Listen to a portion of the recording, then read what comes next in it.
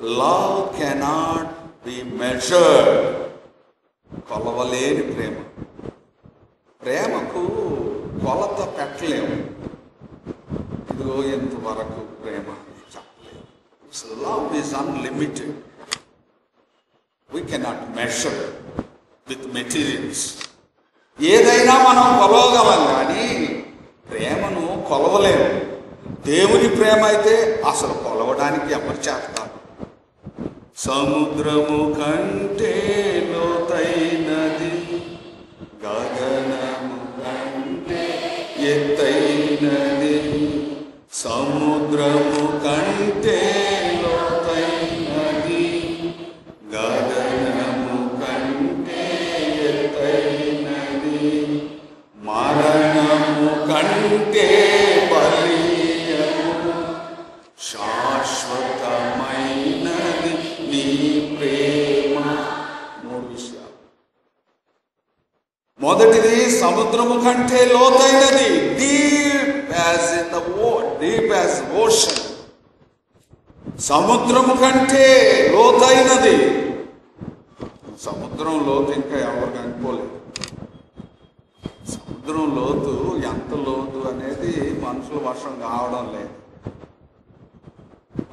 అన్మెషర్డ్. The depth of sea unmeasured. సముద్రం లోతును అది ఇంత అని చెప్పలేదు. గగనము కంటే ఎత్తైనది రెండవది. ఆకాశం కంటే ఎత్తైనది. ఆకాశం ఎంత ఎత్తుందో ఎవరికైనా తెలుసా? ఈ మధ్యలో మన సంఘం నుండి 3 ఇజ్రాయెల్ దేశంకి వెళ్ళి వచ్చారు. రేపు 27వ తారీఖు ఒక 22 మంది నాతో కలిసి, మా బాబుతో కలిసి 22 మంది రేపు 27వ తారీఖున ఇజ్రాయెల్ దేశంకి వెళ్తాం. 4 విమానాలు ఎక్కుతాం. మన పోయిన వాళ్ళు కూడా 4 విమానాలు ఎక్కారు. ఇక్కడి నుంచి షార్జా ఒకటి, షార్జా నుండి అలెగ్జాండ్రియా ఒకటి, మళ్ళీ అమ్మోన్ నుండి షార్జా ఒకటి, షార్జా నుండి 4 విమానాలు. ఈ విమానం ఎంత ఎత్తులో ప్రయాణిస్తుందంటే దాదాపు 40,000-45,000 ఫీట్ల హైట్లో. అంటే మేఘాలు ఎంత ఎత్తులో ఉంటాయంటే ఒక 5,000 ఫీట్లో ఉంటాయి. మనం కనపడి అదిగో ఆకాశం, అవిగో మేఘాలు అని మనం చెప్పుకుంటాం కదా, అవి ఎక్కడ ఉంటాయంటే ఒక 5,000 ఫీట్లలో ఉంటాయి. విమానం ప్రయాణించేది 45,000 ఫీట్లు. అంటే మేఘాలు దాటి ఇంకా ఒక 40,000 ఫీట్ల హైట్లోకి. సరే, అదే అంతమా అని చూస్తే ఇంకా పైకి ఇంకా ఎంతో ఉంటుంది. పైకి చూస్తే కిటికీలో నుండి కిందకు చూస్తే కింద మేఘాలు, పైన ఆకాశం అనంతంగా ఉంటుంది. అంటే can't be measured the height of haven. ఈ ఆకాశం యొక్క ఎత్తు ఎవడు కొలవలేడు. ఇంకోటి ఏంటంటే మరణం. ఈ లోకంలో మరణం అంత బలమైనది ఏదీ లేదు. మరణం అంటే భయం. Very strong. Death is very strong. దేవుని ప్రేమ మరణం కంటే స్ట్రాంగ్. చూచారా పాట ఎంత మంచి పాట.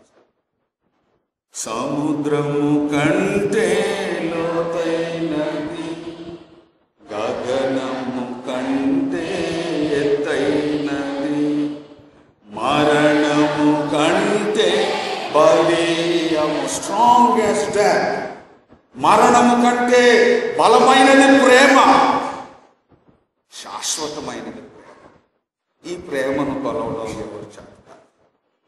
ప్రేమైన దేవుని బిడ్డలారా,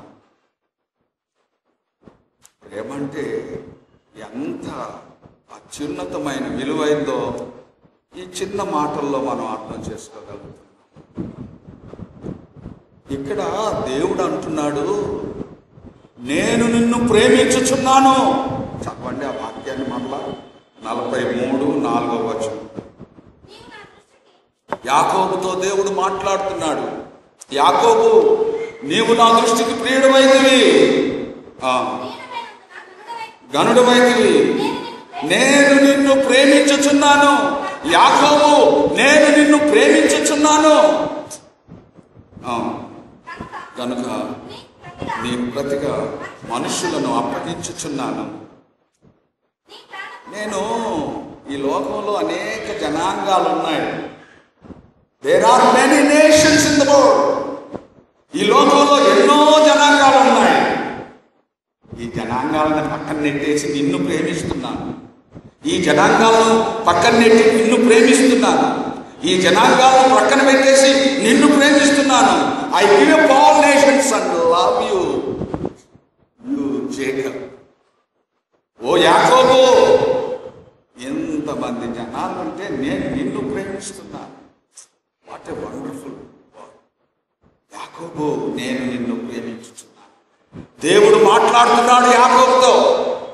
యాకోబుతో దేవుడు మాట్లాడుతున్నాడు. యాకోబు, నేను నిన్ను ప్రేమిస్తున్నాను.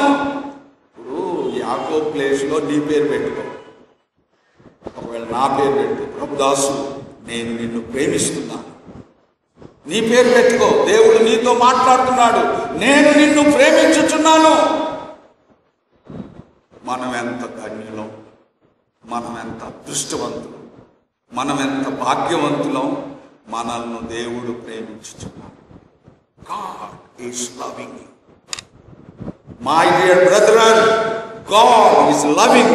ప్రియ బిడ్డలారా, దేవుడు నిన్ను ప్రేమించుచున్నాడు. ఈ మాట చాలా అద్భుతమైన మాట.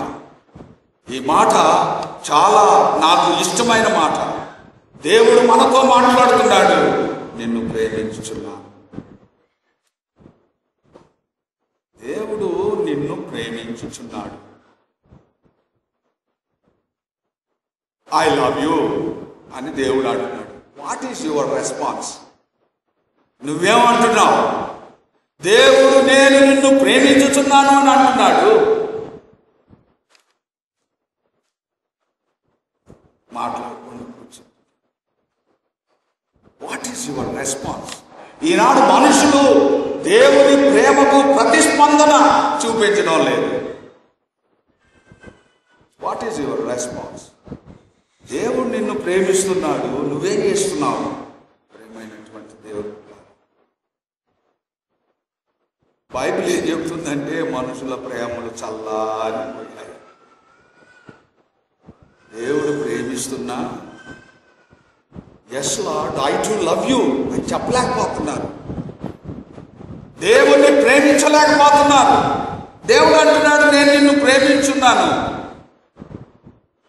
యాకోబు, నేను నిన్ను ప్రేమిస్తున్నాను. నువ్వేం మంచోడువా? యాకోబు, నువ్వు మంచోడువా? నువ్వు మంచోడువా అని నేను ప్రేమిస్తలేను. తెలుసా, దేవుని ప్రేమలోని మహత్తు. It's a mystery of God's love. దేవుని ప్రేమలో ఎంత మహత్తు ఉందో చూడండి. యాకోబు, నేను నిన్ను ప్రేమించుచున్నాను. ఎందుకు ప్రేమించున్నాను? నీవు మంచోడు అని ప్రేమిస్తున్నానా? నీతిమంతుడు అని ప్రేమిస్తున్నానా? లేకపోతే నువ్వు పెద్ద హీరో అని ప్రేమిస్తున్నానా? యవనస్తులు ప్రేమించుకుంటా ఉంటారు. ఇది ఒక పెద్ద మాయ డ్రామా. ఇది యవనస్తుల ప్రేమ. ఇది చాలా మోసకరమైనది. యవనస్తులు ప్రేమను పక్కన పెట్టండి, దేవుణ్ణి ప్రేమించండి. యంగ్ పీపుల్ ప్రేమ గుడ్డిది అంటారు, చూసారా? నిజమే, అది గుడ్డిది. దాని జోలికి వెళ్ళకండి, గుడ్డివాళ్ళు అవుతాం. తల్లిదండ్రులు చాలా మంచోళ్ళు, చాలా చాలా మంచోళ్ళు. తల్లిదండ్రులకు అవమానం తెచ్చే పిల్లలు చేయకూడదు. తల్లిదండ్రులు తలను పైకెత్తేవాళ్ళుగా ఉండాలి, కానీ కిందకి దించేవాళ్ళు మంచోళ్ళు కదా, వాళ్ళ తల పైకెత్తేవాళ్ళుగా. ఇక్కడ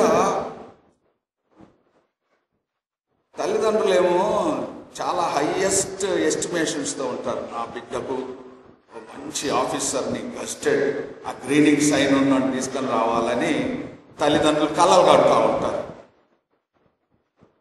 ఈ పిల్లలేమో పనికిమాలోడు పోయి ప్రేమిస్తారు. గుడ్ ఫర్ నథింగ్, వాడు దేనికి పనికిరాడు, వాడిని ప్రేమిస్తూ ఉంటారు. తల్లిదండ్రులేమో దే హ్యావ్ హైయెస్ట్ ఒపీనియన్స్. వాళ్ళ పిల్లల మీద ఎంత ఆలోచనలు ఉంటాయి.